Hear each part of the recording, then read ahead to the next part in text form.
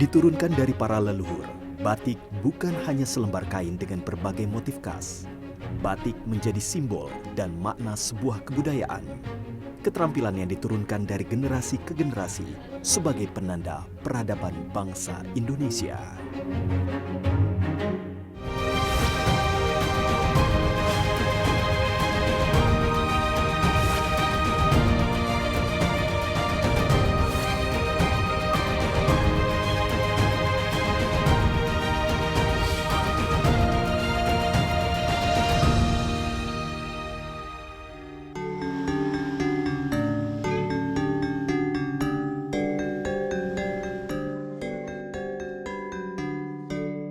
Ditetapkan sebagai warisan budaya dunia oleh UNESCO pada 2009, batik Indonesia memiliki keunikan dan sejarah panjang yang berbeda di masing-masing daerah.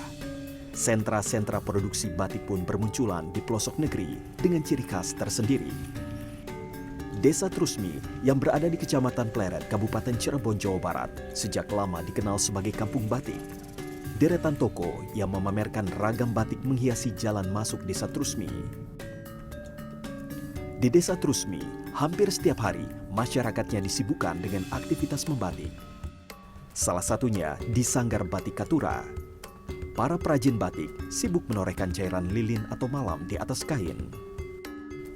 Menurut salah seorang perajin batik di Trusmi, batik Trusmi memiliki 420 motif batik yang terbagi dalam dua kategori, yakni batik pesisiran dan batik keratonan. Motif-motif tersebut sudah ada sejak zaman dahulu dan memiliki filosofi serta makna tersendiri. Motif batik kategori pesisiran memiliki ciri khas warna yang lebih bervariatif dan mencolok dan biasanya memiliki gambar aneka satwa, baik satwa laut, darat, dan udara.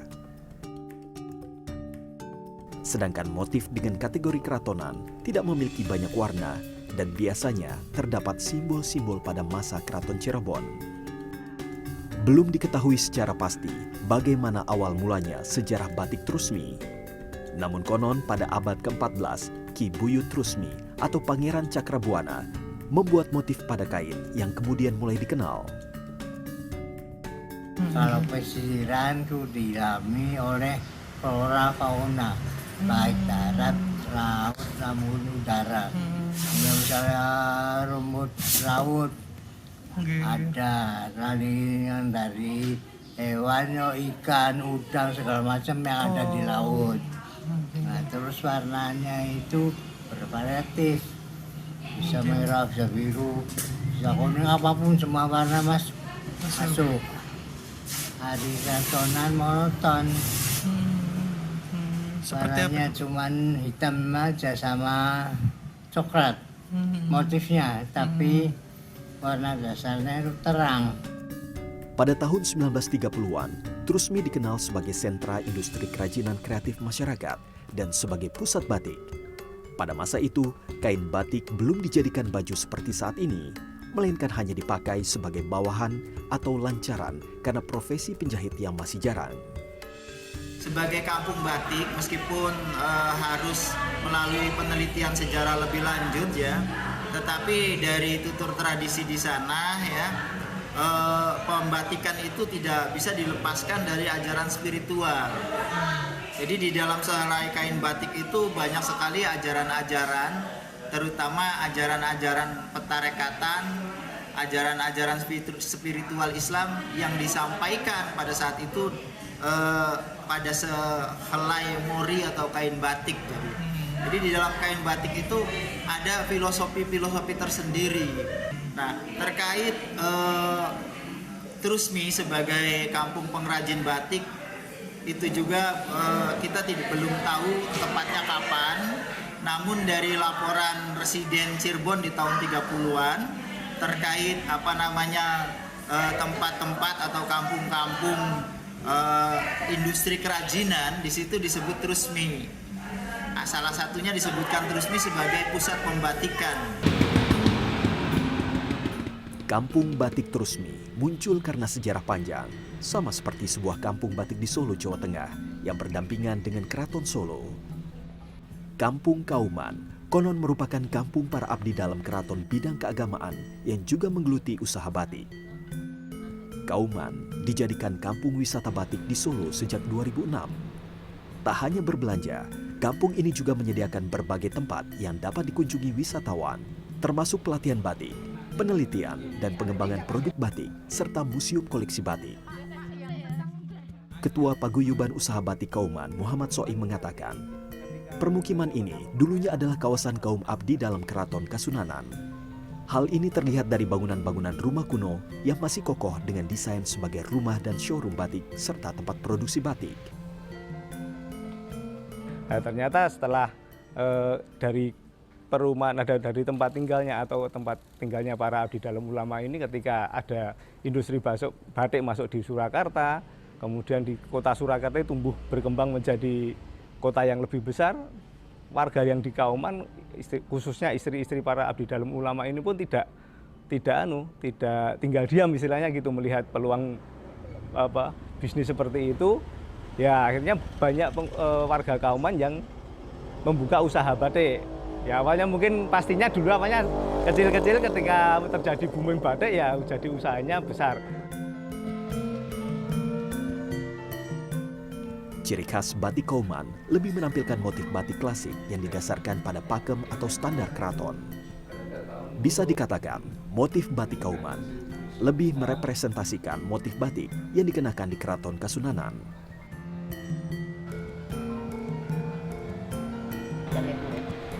Terdapat lebih dari 30 industri batik di Kampung Batik Kauman.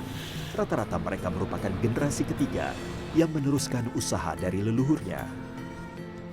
Gunawan Setiawan, salah satu pelaku industri batik yang menjual batik di showroom yang juga merupakan tempat tinggalnya.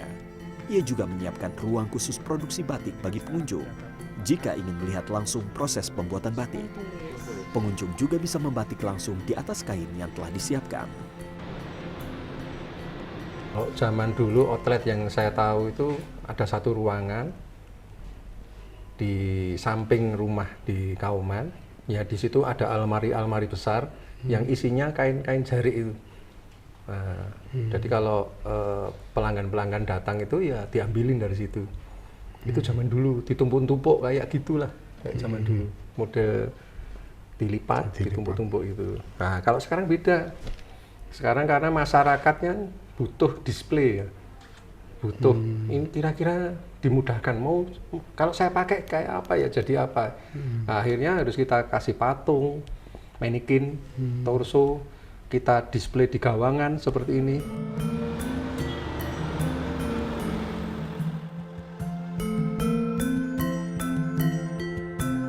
Menikmati bangunan tua dengan gaya arsitektur Jawa Belanda sambil berjalan kaki atau menaiki becak menjadi daya tarik tersendiri Kampung Kauman.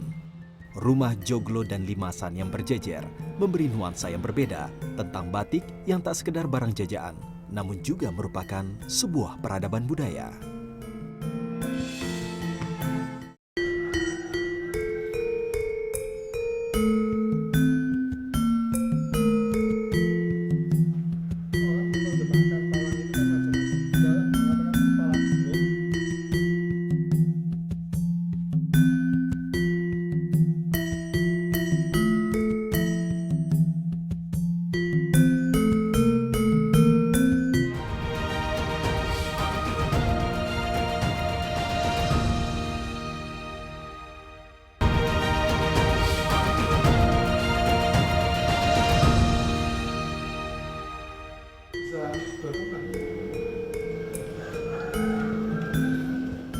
Batik di berbagai daerah kerap bermula sebagai komoditas budaya yang dimiliki elit keraton untuk kegiatan atau upacara tertentu.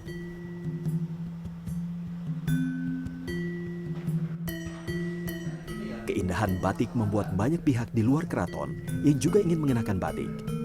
Hingga akhirnya muncul batik sodagaran yang dibuat para sodagar kaya hingga batik petani atau batik rakyat yang dibuat masyarakat awam. Namun umumnya, motif batik berakar dari motif batik yang hanya boleh dipakai kalangan keraton Jawa atau yang dikenal dengan motif larangan. Seperti motif parang yang diproklamirkan Raja pertama Mataram, Sultan Agung untuk melambangkan kebesaran seorang pemimpin. Motif parang barong ini hanya boleh digunakan oleh Raja Jawa sehingga tak boleh ada yang memakai batik jenis ini bila berkunjung ke keraton. Motif batik juga merepresentasikan tahapan kehidupan manusia. Desainer sekaligus pemilik butik batik, Afif Syakur mencontohkan, motif grompol biasa digunakan ketika perempuan masuk ke masa menstruasi yang bermakna memasuki masa kedewasaan dengan mengumpulkan berbagai macam sifat-sifat baik. Memasuki masa pernikahan, ada batik khusus yang mewakilinya. Motif Sidomukti ini biasanya digunakan untuk perkawinan, bagaimana menjalin hubungan sehati suami istri dan lain sebagainya supaya mukti menjadi yang erat hubungannya. Bahkan saat meninggal, ada motif slobok yang bermakna bersatunya kembali manusia dengan Tuhannya. Dengan jumlah motif batik yang berasal dari motif larangan yang terbatas, para perajin batik di berbagai daerah pun mengembangkan motif batiknya sendiri sesuai dengan filosofi dan karakter masing-masing. Salah satunya adalah kota Bandung dengan motif batik yang diambil dari flora dan fauna kota kembang ini. Batik Hasan yang berada di Jalan Cigadung Raya Timur, Kota Bandung, sudah memproduksi batik sejak 1978. Ada 3 macam batik yang diproduksi di sini, yaitu batik tulis, cap, dan celup. Dalam sebulan, produksinya mencapai 200 hingga 500 meter kain batik. Nama Batik Hasan diambil dari nama pendirinya, yaitu Hasanuddin yang kuliah dan menjadi dosen Fakultas Seni Rupa dan Desain Institut Teknologi Bandung. Pada tahun 2007, beliau wafat dalam usia 62 tahun. Kelangsungan Batik Hasan pun dilanjutkan oleh keluarganya. Hasan yang berasal dari Pekalongan, Jawa Tengah, awalnya mengembangkan batik untuk dekorasi rumah bagi para ekspatriat. Di kalangan ekspatriat, Batik Hasan dikenal dengan nama Batik Bandung. Lalu selepas tahun 1998, Batik Hasan mulai mengembangkan kain batik sebagai busana. Ciri khas Batik Hasan ketika itu adalah motif geometris antara titik, garis, dan kotak. Kemudian pada tahun 2008, istri Wali Kota Bandung, Nani Dada Rosada, meminta Hasan untuk mengembangkan batik bermotif ikon Kota Bandung. Nah, Bandung itu ikonnya itu adalah bunga patra komala dan burung cangkurileng. Nah, dari situ waktu itu Bu Dada juga minta tolong dong ikon Kota Bandung ini diterapkan di motif gitu, dan kita akomodir, kita kita pilihkan gitu ya, kita bikin komposisi bunga patra komalanya yang cocok untuk dibatik. Sejak itu, motif bunga patra komala juga burung cangkurileng terus diaplikasikan dalam berbagai bentuk dan variasi warna. Karenanya, motif batik dengan ciri khas Kota Bandung ini dapat terus berkembang. Namun tidak sekedar anggun dan menawan, batik ini juga memiliki nilai lebih dengan mengangkat identitas kota. Yang dulu kita bikin pertama, kita pernah kombinasikan patra komala dengan gedung sate, kita pernah kombinasikan patra komala dengan daunnya juga, dengan burung cangkurilengnya juga gitu. Jadi berbagai macam motif, kita juga pernah bikin batik yang motifnya angklung gitu.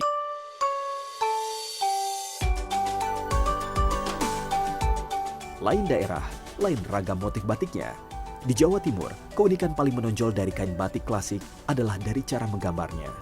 Garis, titik, motif kain batik Jawa Timur tidak presisi, serta pada tahap awal pembuatannya tidak ada proses pemindahan pola dari kertas ke kain. Tiap daerah di Jawa Timur memiliki ciri khas gradasi warna dan motif masing-masing. Hal ini dipengaruhi sejarah, budaya, pemahaman masyarakat, serta pengaruh yang masuk ke suatu daerah.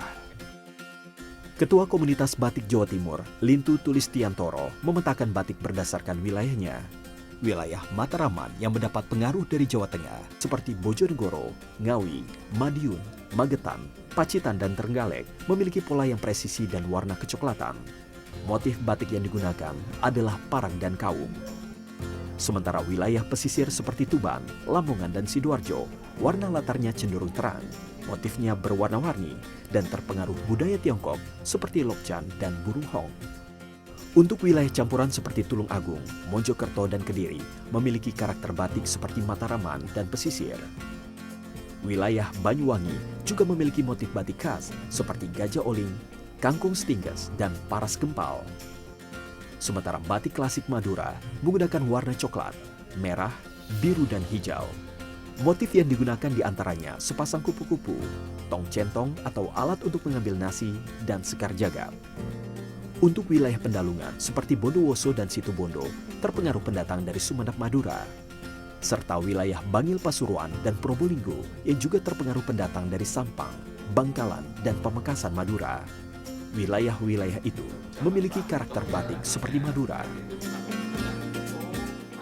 Orang Jawa Timur tuh ekspresif, jadi bukan sesuatu yang harus luwes, harus begini, enggak. Misalnya gini, burung ya, burungnya orang Jawa Timur, khususnya yang tidak terlalu terpengaruh oleh batik Jawa Tengah ya, itu kayak batik sini, batik Sidoarjo ini, mereka punya bentuk yang kaku, nggak ada, dalam tanda petik orang melihat nggak ada indahnya gitu loh. Tapi ya memang itu karakternya.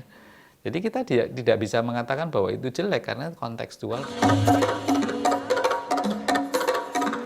Setelah batik resmi diakui UNESCO sebagai warisan budaya dunia, desainer Emran Nawawi menyebut batik di Jawa Timur muncul dengan kelas premium yang mampu bersaing di Asia Tenggara. Motif dan warna batik pun makin berkembang. Kualitas batik premium Jawa Timur terbukti dari tingkat kesulitan dalam pembuatannya. Yang berikutnya adalah motif. Dan motif ini tumbuh berkembang berdasarkan kebutuhan masyarakat. Nah, pergeseran ini membuat batik Jawa Timur makin populer. Dan yang terakhir adalah peminat batik Jawa Timur itu terpenuhi karena warna gitu. Dan ini menjadi selera yang baru gitu untuk produktivitas batik di Jawa Timur memenuhi selera pasar melalui warna.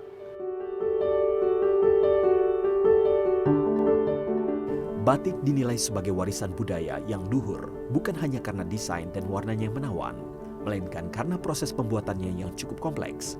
Sehingga per lembar kain batik kelas premium Jawa Timur dijual mulai harga Rp1.250.000.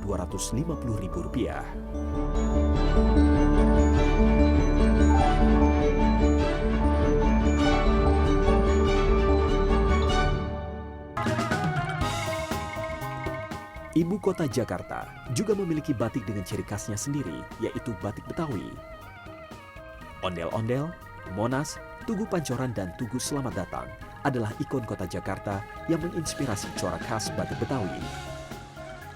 Selain corak khasnya, yang juga menjadi pembeda adalah warna yang mencolok dan kontras dengan warna yang saling bertabrakan. Salah satu pelestari batik Betawi adalah Siti Laila, warga kampung Terogong Cilandak, Jakarta Selatan. Ia memulai usaha batik dengan mengajak keponakan dan anggota keluarga lainnya. Nama kampungnya, Terogong, pun akhirnya menjadi nama usaha batiknya yang dirintis sejak 2011. Seiring dengan berkembangnya Jakarta sebagai ibu kota, batik tidak ada lagi di Jakarta.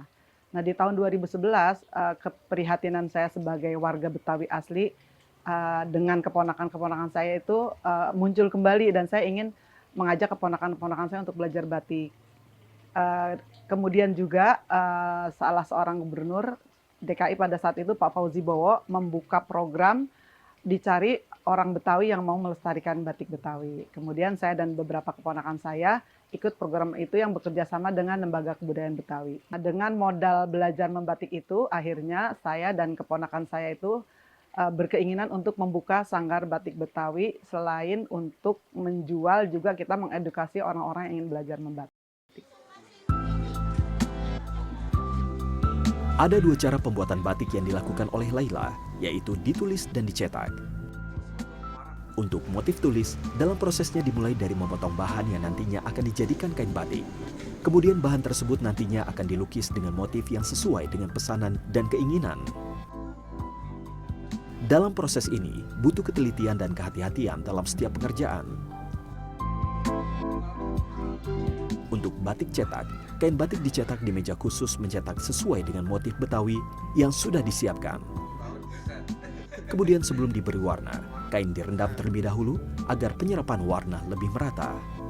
Untuk mendapatkan hasil yang terbaik, pewarnaan dapat dilakukan 2 kali, tergantung tingkat kepekatan yang diinginkan.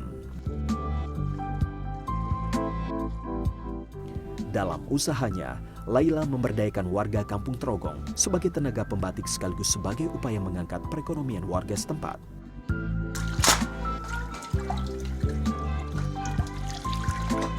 Sumber daya manusia merupakan salah satu kendala utama untuk membangun usaha ini.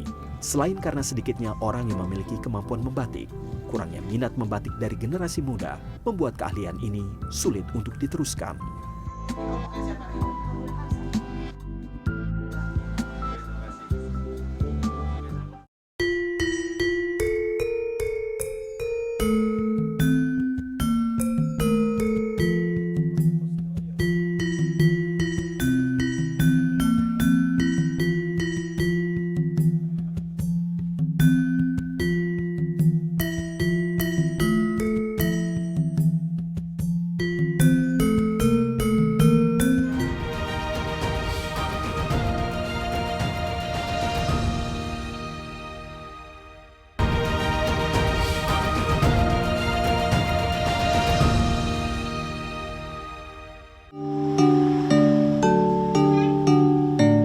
Pasangan Imaroh dan Sudarto hampir seumur hidup menggeluti batik.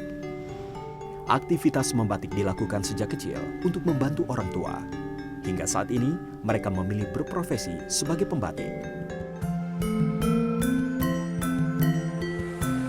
Sama halnya dengan Mbah Sum, wanita kelahiran 1930, warga lingkungan Gajah Oling, Kelurahan Temenggungan, Banyuwangi, Jawa Timur, yang diklaim sebagai salah satu pembatik tulis tradisional tertua di Kabupaten Ujung Timur Pulau Jawa. Nenek 92 tahun ini mengaku belajar membatik sejak duduk di bangku kelas 5 sekolah dasar pada zaman Jepang. Dirinya pertama kali belajar membatik menggunakan bahan daun atau kertas. Kemampuan membatik Mbah Sum didapat secara turun-temurun dari keluarga. Dari 12 bersaudara, Mbah Sum satu-satunya yang meneruskan tradisi membatik di keluarganya. Yang luar biasa, Mbah Sum melakukan semua proses membatik seorang diri, mulai dari menggambar pola hingga mewarnai. Biasanya, Mbah Sum memulai aktivitas membatik sejak pagi hingga sore hari dengan menggunakan tungku dari batu bata yang menyala serta kayu bakar. Mbah Sum konsisten menggunakan kayu bakar hingga saat ini karena hasilnya lebih bagus dibanding menggunakan kompor. Satu lembar kain batik bisa dikerjakan oleh Mbah Sum selama 5 hari, mulai dari membuat pola hingga pewarnaan. Dalam sebulan, dirinya bisa membuat 10 lembar kain batik. Beberapa motif yang sudah dibuat diantaranya gajah oling, geringsing, kopi pecah, kangkung setingkas, sekar jagat, paras gempal, dan banyak lainnya. Batik tulis buatan Mbah Sum ini biasanya banyak dipesan oleh sanggar batik serta para pelanggan yang datang dari luar kota seperti Surabaya, Bali, Malang, hingga Jakarta. Satu lembar kain batik tulis dijual dengan harga Rp550.000. Saya mulai kecil sudah didik batik sama orang tua. Saya belajar sama daun, sama kertas gitu. Susah senangnya tuh apa? Oh, kalau dapat uang apa enggak senang? Gitu. Kalau kerjanya gitu saya payah ya kan. Kesulitannya apa, Mbak? Membatik tulis nih, Mbak? Kalau hujan enggak bisa nulis, enggak bisa batik. Atas ketekunannya terus-menerus, selama lebih 50 tahun membatik tulis, serta melestarikan dan mengembangkan budaya batik Indonesia, Mbah Sum mendapat penghargaan sebagai penjaga tradisi oleh Yayasan Batik Indonesia pada 2021 di Jakarta. Saat ini, Mbah Sum bisa disebut sebagai pembatik tulis tradisional tertua yang masih bertahan di Banyuwangi. Sayangnya, Mbah Sum dan pasangan Imaroh Sudarto sulit menemukan tangan-tangan muda yang mau menggeluti profesi ini. Sebagian besar pembatik adalah orang-orang yang memilih profesi pembatik bukan sebagai profesi utama, tapi untuk membantu perekonomian keluarga. Selepas sekolah, anak-anak muda lebih memilih bekerja di berbagai macam industri yang dianggap lebih menjanjikan. Padahal, Imaroh tinggal di salah satu sentra batik Yogyakarta, di Desa Giriloyo, Imogiri, Bantul. Ya kalau pembatik itu mungkin 1 bulan itu kalau batik full cuman tidak sampai jual cuman menjadi buruh batik ya Pak, itu mungkin 1 bulan itu mendapatnya sekitar 600.000. Sedangkan kalau di pabrik mungkin ya bisa nyampe 2 juta lebih ya. Nah, seperti itu perbandingannya. Menurut seniman dan penulis buku Batiku, Afif Syakur, dalam sejarahnya membatik memang merupakan pekerjaan sambilan. Ketika aktivitas masuk menjadi industri komersial dan profesional, berbagai masalah muncul, termasuk soal isu dasar soal upah layak. orang yang tidak mau, sudah tidak mungkin lagi bekerja di pabrik, tidak mungkin lagi bekerja di toko karena kerepotan anak, akhirnya pekerjaan membatik. Mungkin ke depan dengan adanya UML yang standar, batik apabila seorang pembatik diberi dengan upah sesuai dengan standar, insya Allah kalau kita di industri-industri batik yang di kota-kota sudah menggunakan upah UML yang lebih karena batik itu merupakan satu keahlian. Batik Indonesia dari Sabang hingga Merauke menyimpan beragam keindahan seni hingga meraih gelar warisan budaya dunia. Layaknya warisan, batik yang merupakan milik Indonesia, identitas negara, seharusnya mampu diteruskan dari generasi ke generasi hingga memperkuat jati diri bangsa.